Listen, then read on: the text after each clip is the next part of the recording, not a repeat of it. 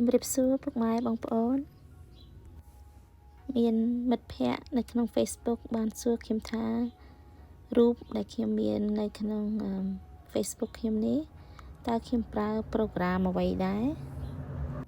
រូបដែលខ្ញុំមានទាំងអស់នេះគឺខ្ញុំប្រើ program Gemini សម្រាប់អ្នកមាន iPhone អាចប្រើចូលទៅ Apple Store អាច download Gemini ពី Apple Store ហើយបើមានបងប្អូនមាន Android បងប្អូនចូលទៅ Play Store ហើយនេះរូប Gemini ចានេះគឺ Apple Store យើងអាចចូលទៅយើងអាច download Gemini ចូលក្នុងទូរស័ព្ទយើងចា Gemini សរសេរ Gemini ចា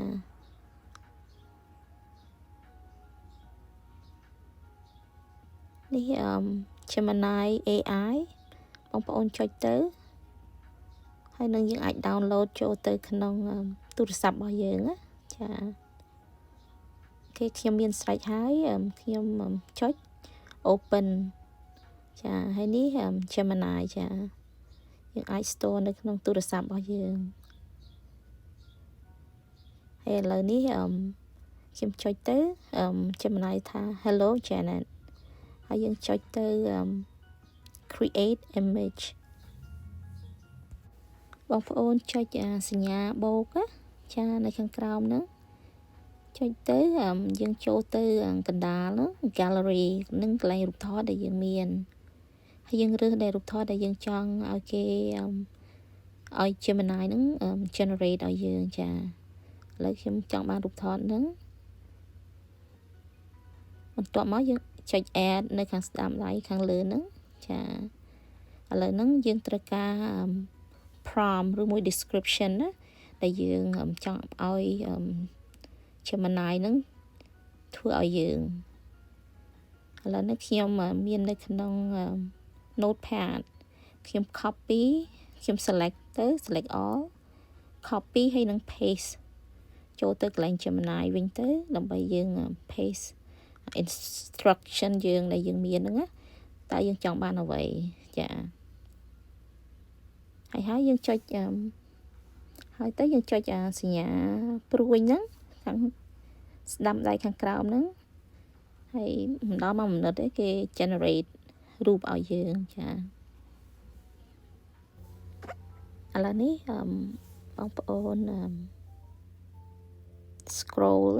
ចារុញវាទៅខាងលើទៅហើយមានព្រួយមានន័យថា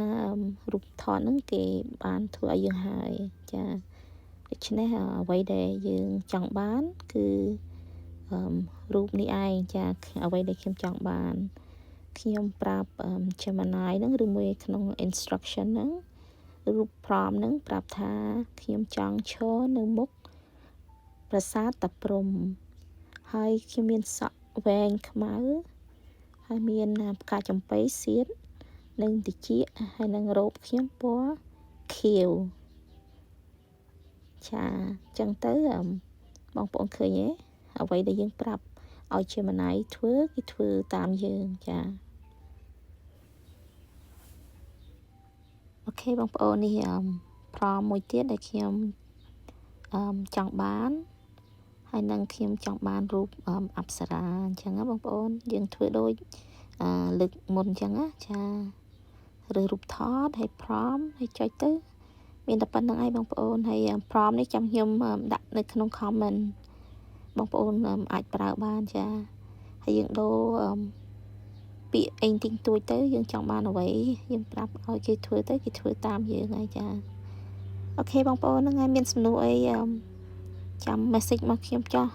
អូខេអរគុណច្រើនហើយសុខសប្បាយទាំងអស់គ្នាចា